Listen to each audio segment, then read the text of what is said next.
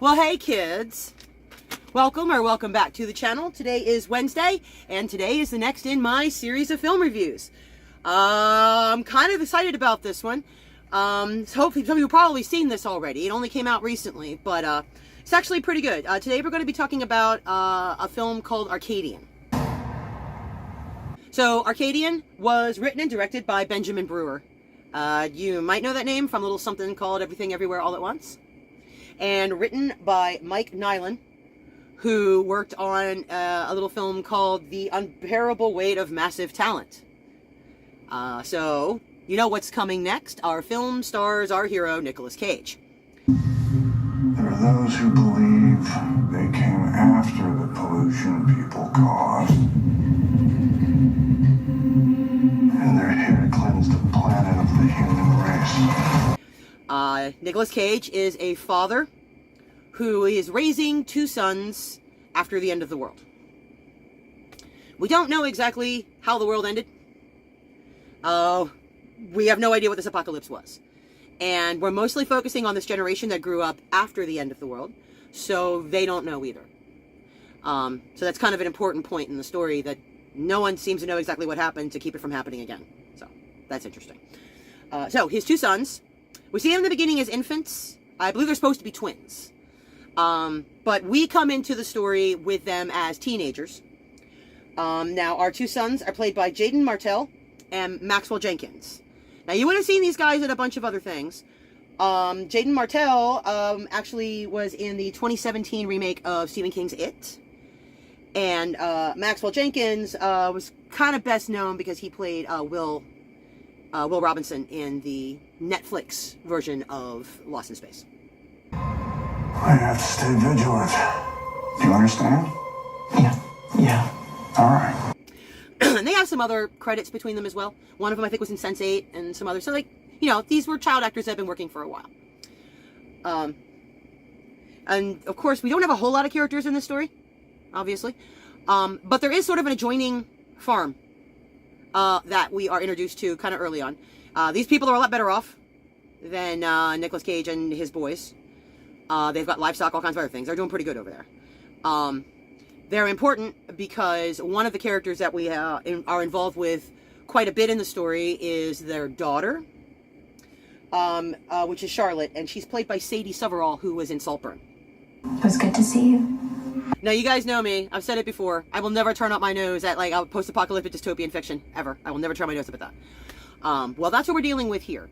And most of it is being told from this next generation. So, the adults, like Nicolas Cage, and the parents of the other farm, the Rose farm, so it's Mr. and Mrs. Rose, you know, as we get them, but the story really seems to follow the children. And just kind of the world they're living in, you know, now. You know, their understanding of it and how they get through it. So there's a little bit of just your standard kind of teenage drama. You know, there's a little bit of that, but that is not the crux of their lives, obviously. I don't want to hide from them anymore.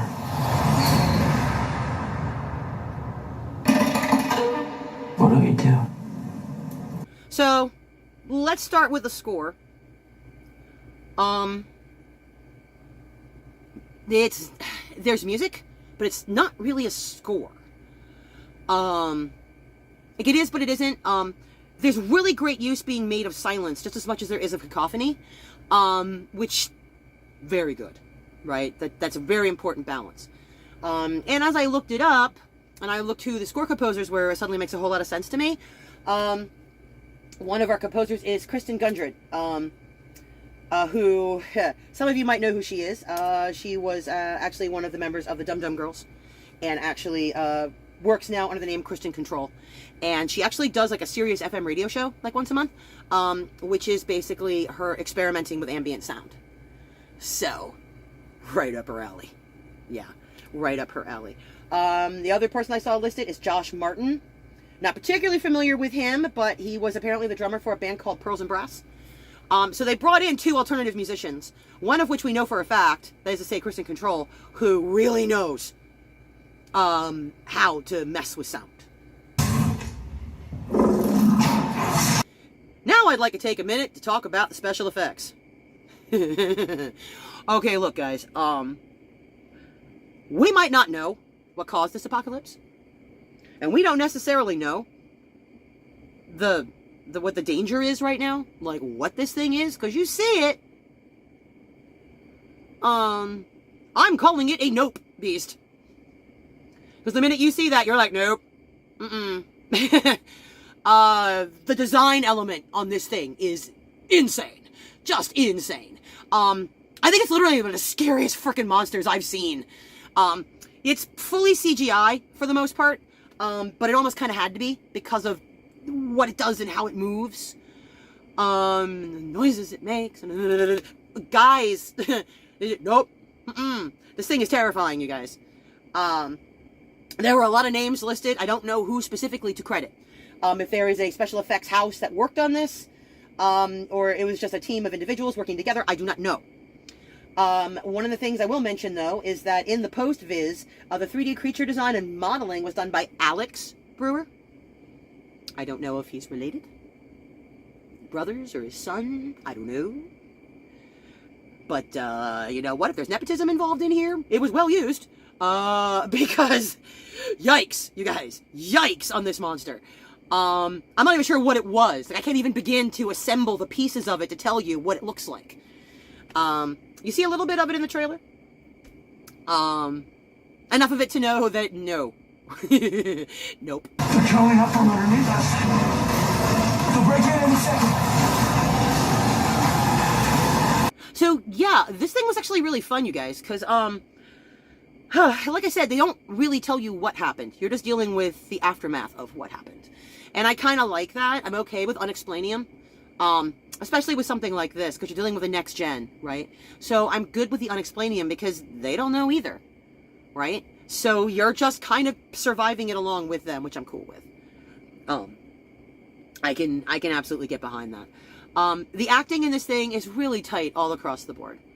Of course, Nicolas Cage and our two actors playing Mr. and Mrs. Rose, they're both theatrical actors with a lot of experience in live performance.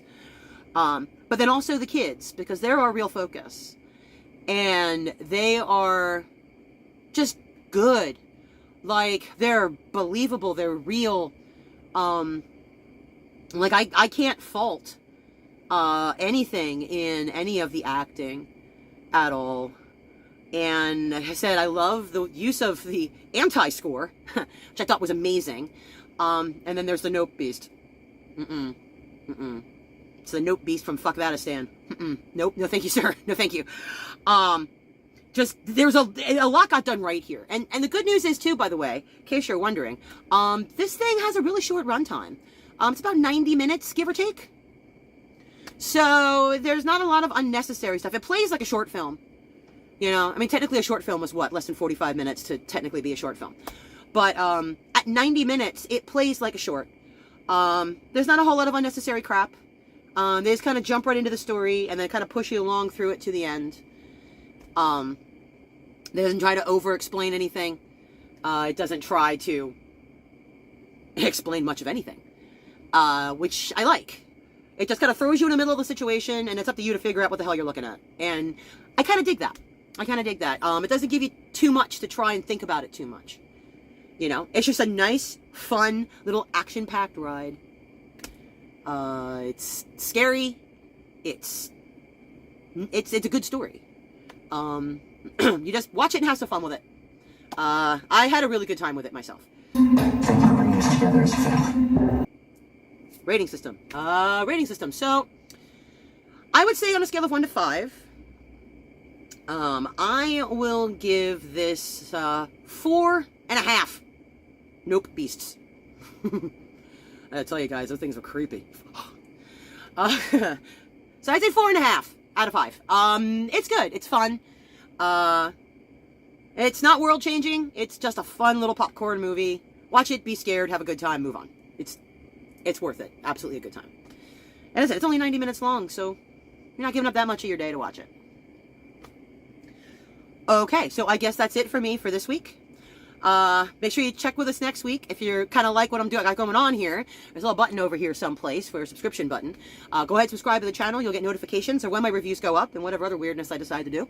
I've got a lot of exciting stuff coming up over the next few weeks. So if you're kind of interested to see what kind of stuff I'm going to be reviewing and stuff we're going to be talking about here, definitely hit the button there, and you'll get notification. You can come and join me.